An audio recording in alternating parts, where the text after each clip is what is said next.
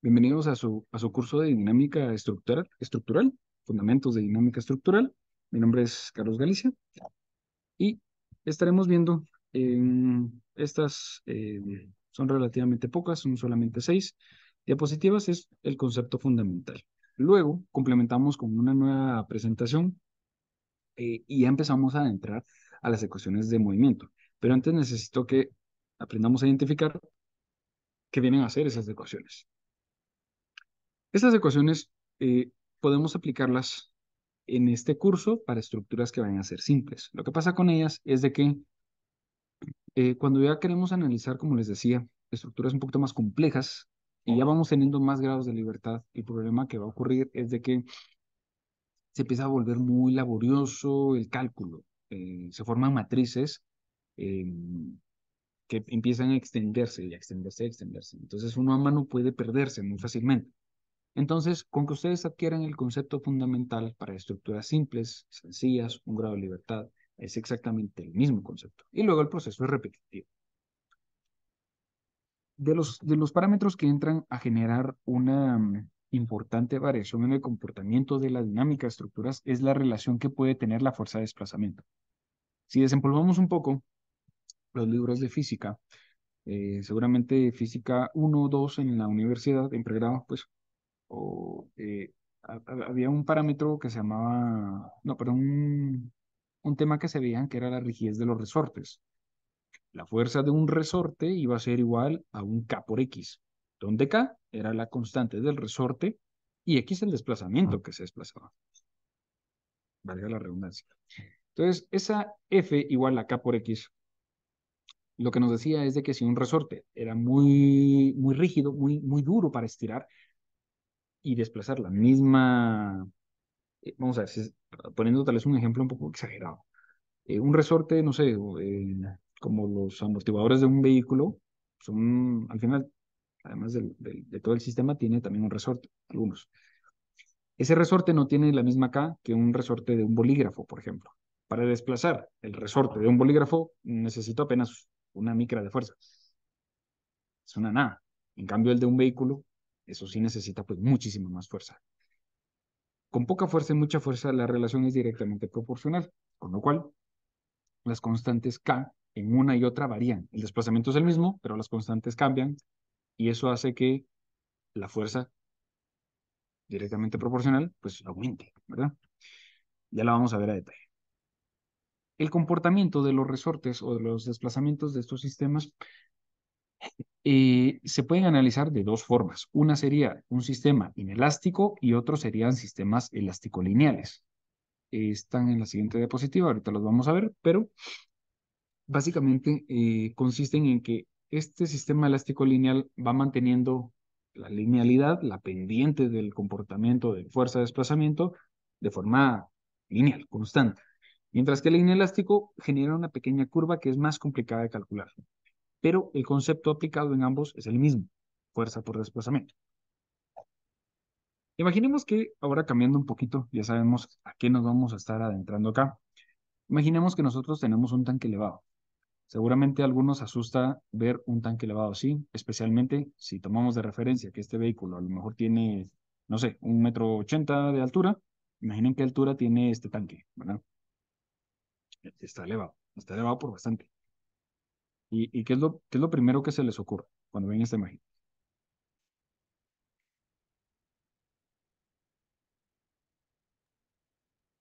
La estabilidad que pueda tener, Bien, la estabilidad, perfecto. Gracias, Ronald, muy amable. ¿Alguien más? Voy a tener una buena que pisométrica, podrá tener mucha deformación. ¿correcto? Muy bien,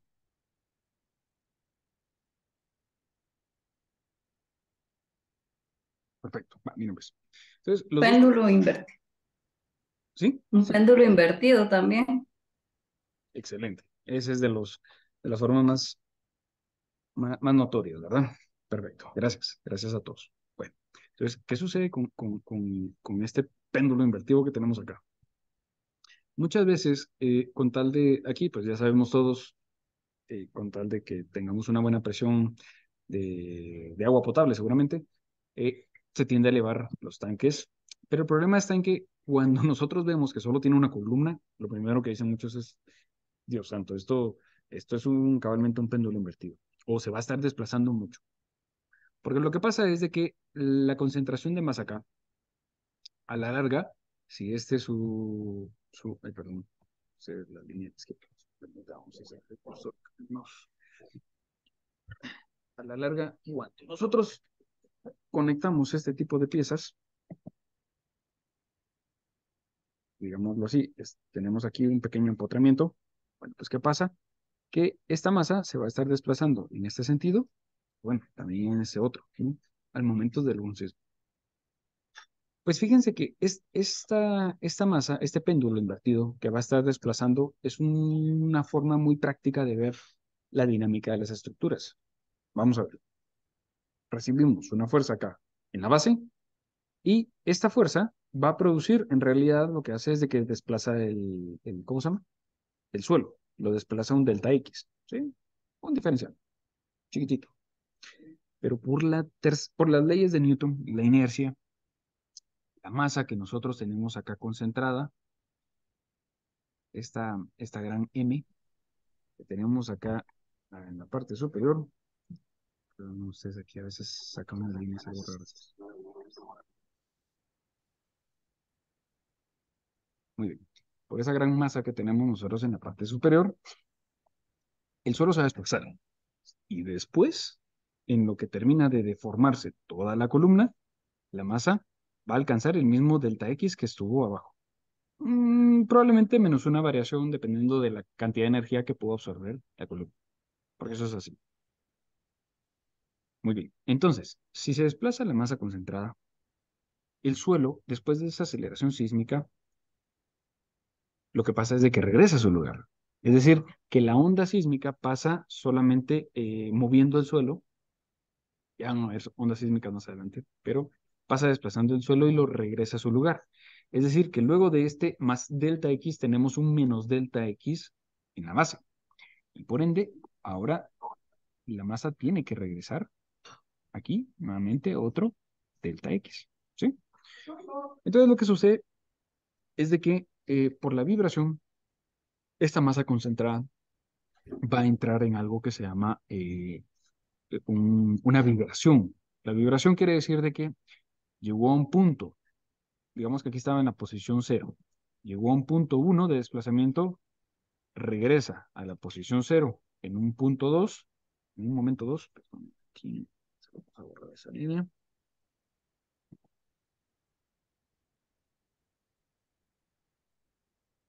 Llega, Dios santo, no sé si es el cursor, perdón ustedes.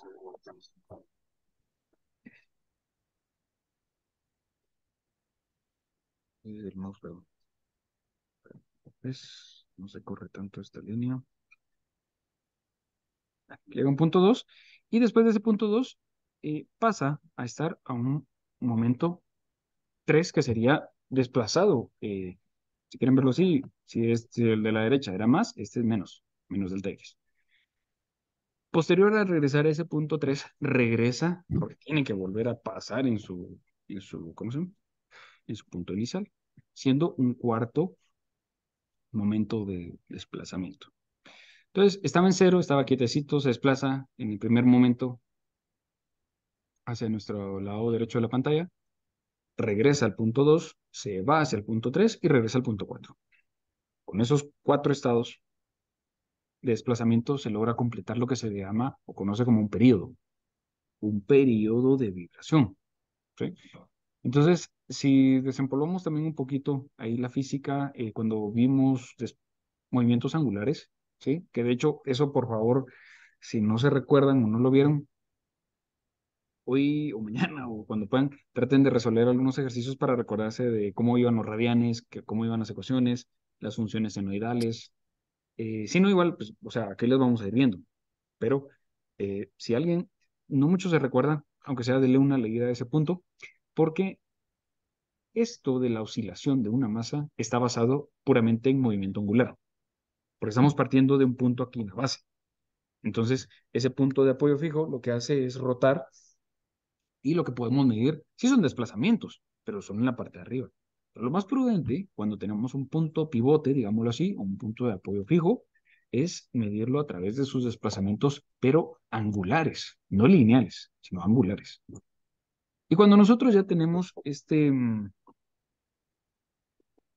cuando nosotros ya vamos teniendo eh, esos periodos que van generándose aquí en esta masa, podemos decir, bueno, este péndulo invertido se nota por la gran masa que tiene en la parte superior, que el periodo va a ser grande, es flexible, es un sistema que no es muy estable, no tiene redundancia estructural, eso se va a caer. Tiene buena presión de agua, pero se va a desplazar mucho, ¿verdad? Entonces, ¿qué pasa? Que ahí vamos a tener algo que se le conoce como movimiento armónico, que es ese desplazamiento donde se van complementando los periodos. Pero miren, aquí pasa algo importante. Cuando ocurre un sismo, si alguien ha estado presente en un edificio mientras hay un sismo o una casa un poco alta, o bueno, simplemente con ver algún paral, algún poste o algo que sea alto, durante un sismo empiezan a vibrar. Pero ¿qué pasa después de un tiempo de esa vibración? ¿Qué ocurre con eso que está vibrando? Utiliza, ¿no? Perdone, Marvin. Vuelve a su punto inicial, se estabiliza. Correcto, correcto, se estabiliza. Bueno, entonces, gracias, muy amable. O sea, sí se va a desplazar, pero llega un punto donde se detiene. ¿Por qué es que se detienen las estructuras? O sea, yo sé que es una pregunta bastante, parece irónica, ¿verdad? Pero es que todas las estructuras en algún momento de su vida tienen que detenerse. No, o sea, hubo un sismo y no es de que a la semana siguiente vamos a seguir viendo el edificio vibrar todavía. Tienen que detenerse en algún punto. Entonces, ¿qué es lo que pasa? Que, a ver, aquí hay un concepto basado en la conservación de la energía. Lo que sucede es de que cuando nosotros tenemos eh, una, una, mm, una energía que proviene a lo mejor del movimiento de las ondas, esa energía que se está liberando del sismo, esa aceleración se está transmitiendo a la edificación a través del desplazamiento. O sea, se requiere bastante energía mover un edificio. Es mucha. ¿Y qué va a pasar? De que el edificio tiene propiedades internas, la inercia, la misma fricción de los miembros, o sea, desplazar un objeto tan pesado, incluso si lo queremos ver a nivel molecular, la misma fricción de las diferentes moléculas y partículas que van conformando todos los materiales y los materiales, las columnas vigas, o sea, los miembros estructurales, también a lo mejor se puede disipar en forma de calor. En algunos puntos puede ser. Si el material es muy dúctil, puede ser una opción. Entonces, ¿qué pasa? Que esa energía que recibió de una aceleración sísmica la va disipando en muchas formas la edificación. Entonces, es por ello tan importante que nosotros sepamos cómo es que se va dando este comportamiento para que entendamos, por ejemplo, por qué es que la norma o los ingenieros estructurales eh, ahí con el perdón de los compañeros arquis, pero a veces los arquitectos nos dicen que prefieren menos columnas o a lo mejor no jugamos bien ahí ¿cómo se llama? Con la distribución de los ejes, pero lo importante es de que si todos conocemos este concepto, entre todos sabemos, bueno, sí, es que aquí más columnas garantizan un poco más de rigidez en mi estructura y con esto puedo tener un mejor comportamiento dinámico, ¿verdad? No se trata solo por, voy a poner qué sé yo, 20 ejes de columna solo porque sí. No, sino que, o sea, también hay que ponerlas congruentemente, eh, pero eso ya solo con el sentido común nos da la idea de que se va a ir teniendo una estructura mucho más estable. Y estable no porque no sea resistente las piezas, sino que es resistente todo el sistema cuando empieza a desplazarse de un lado a otro, ¿verdad? Entonces esa es la importancia de ello. Y aquí vamos a tener para traducir esto a un lenguaje un poquito más sencillo, vamos a traer un nuevo concepto que se llama discretizar. Para los que no lo conocíamos, discretizar es cuando nosotros, em, por ejemplo, digamos, el piso todo un nivel, nosotros por, por aspectos directamente de análisis, lo vamos a asumir como una masa con cierta rigidez, ¿verdad? ¿Sí? ¿Alguien tenía alguna duda? Sí, ingeniero, disculpe, Claro, a la orden. la fuerza del aire se toma en algún momento y el peso del agua en el cisterna, digamos, cuando el cisterna está lleno, tiene una característica y cuando está a la mitad, pues varía, ¿verdad? No sé cómo se interpreta eso. Sí, correcto.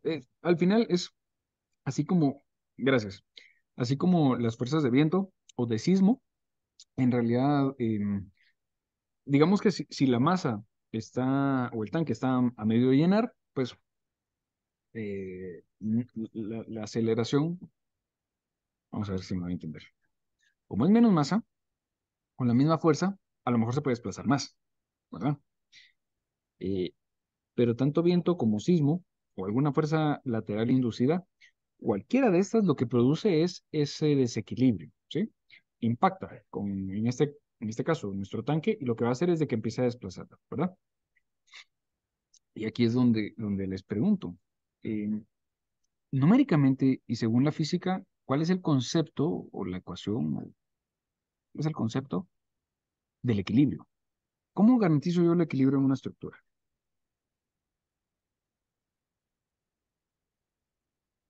Hablando de fuerzas. Haciendo que sus fuerzas sean cero. Correcto, profesor. Sumatoria de todas las fuerzas debería de ser cero. Si yo la sumatoria de todas las fuerzas en eje X, eje Y, momentos también, es de cero, tengo un sistema en equilibrio, ¿sí? Eso es de nuestra física fundamental, ¿verdad?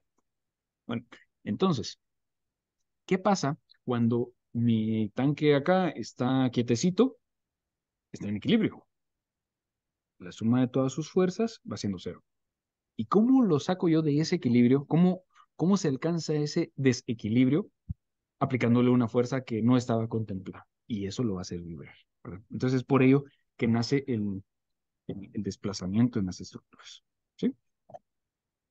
Entonces, perdón, estábamos aquí en discretizar.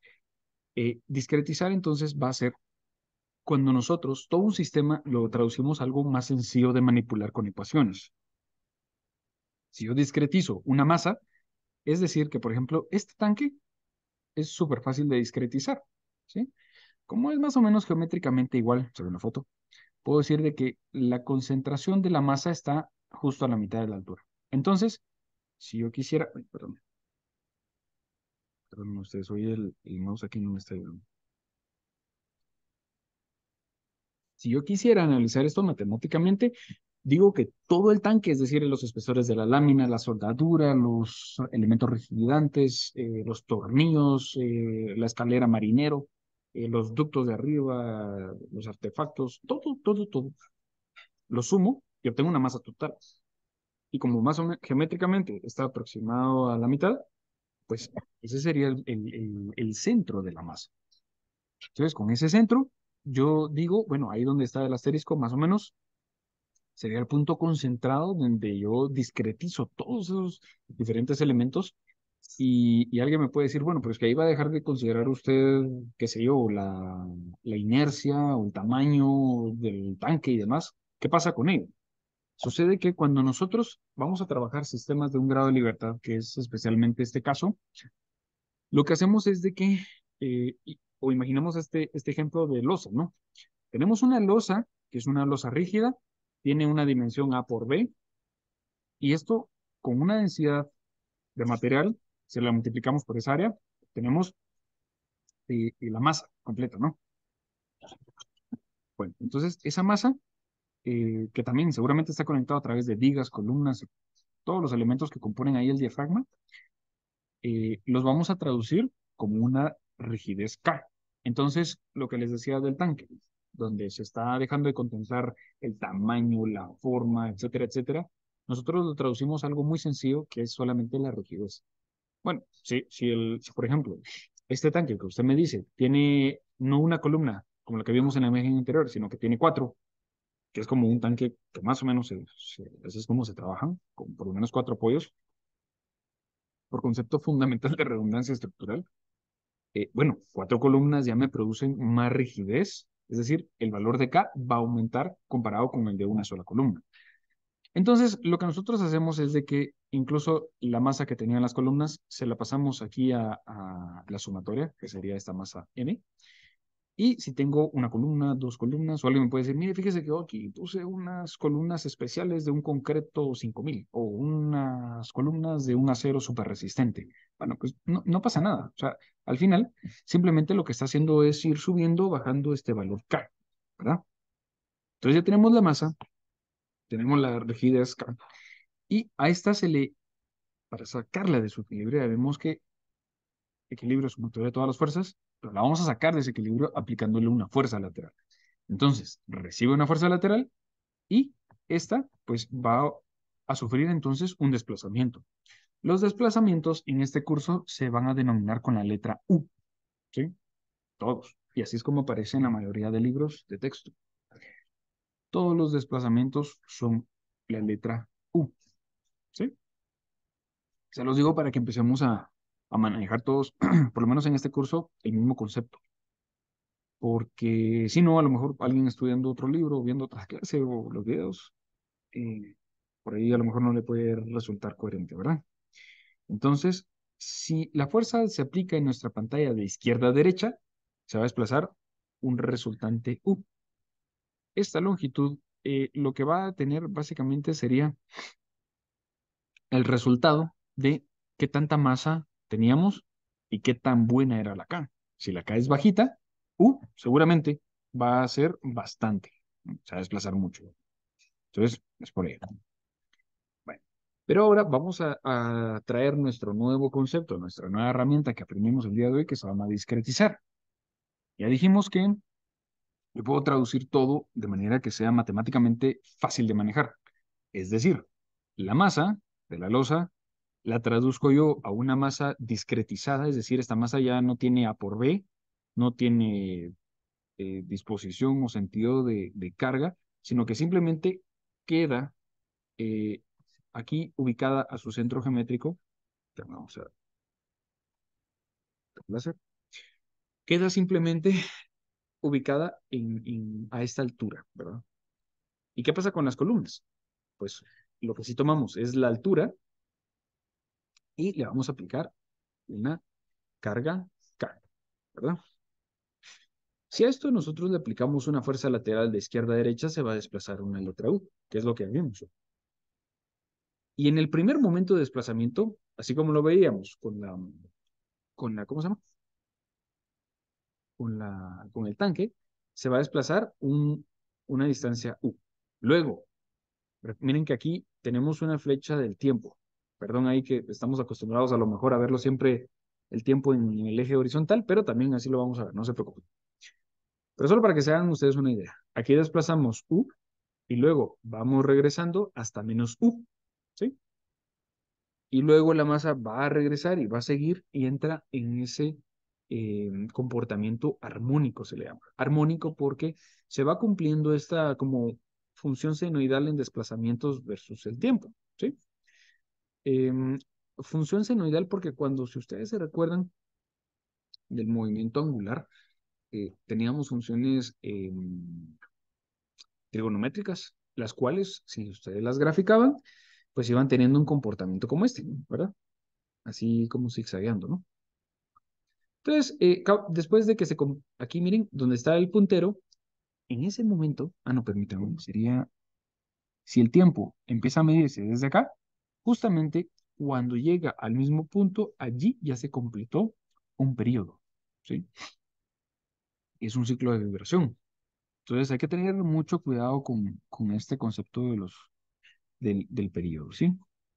Si ustedes se recuerdan un poquito de las gráficas que nosotros veíamos en este sentido, la distancia entre el centro al mayor desplazamiento, esa se le llama amplitud, ¿verdad? Amplitud es lo más que se va a desplazar. Y cuando completa entre periodo y periodo, o entre crestas de periodos, ahí lo que se está obteniendo, perdón, entre crestas de desplazamiento, perdón, lo que se está obteniendo es un periodo, ¿verdad? Y esto, en función del tiempo, si no hay algo que garantice que va a haber nuevamente un equilibrio de fuerzas, eso sigue vibrando. Teóricamente debería de seguir vibrando por los siglos de los siglos, ¿verdad? Bueno, pero ¿qué empieza a ocurrir con las estructuras que nosotros vamos a analizar ya en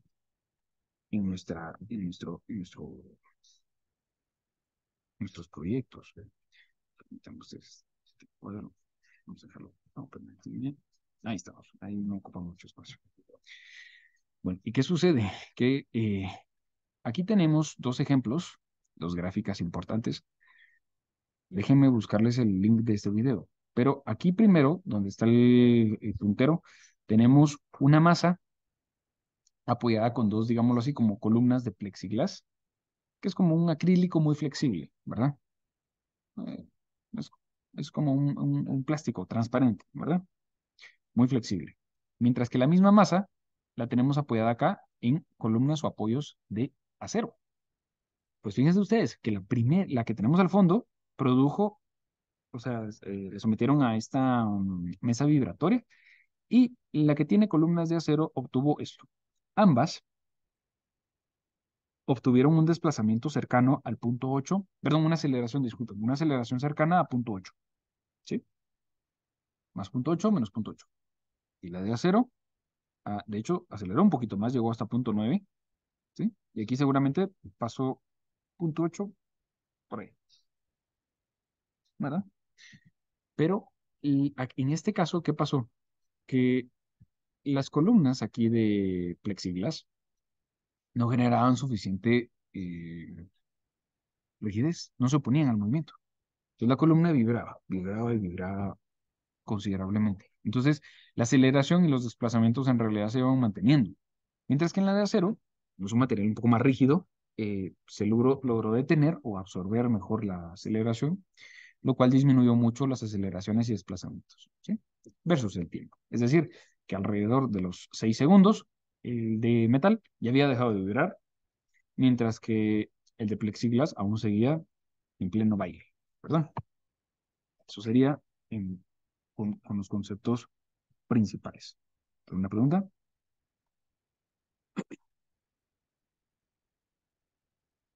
Muy bien.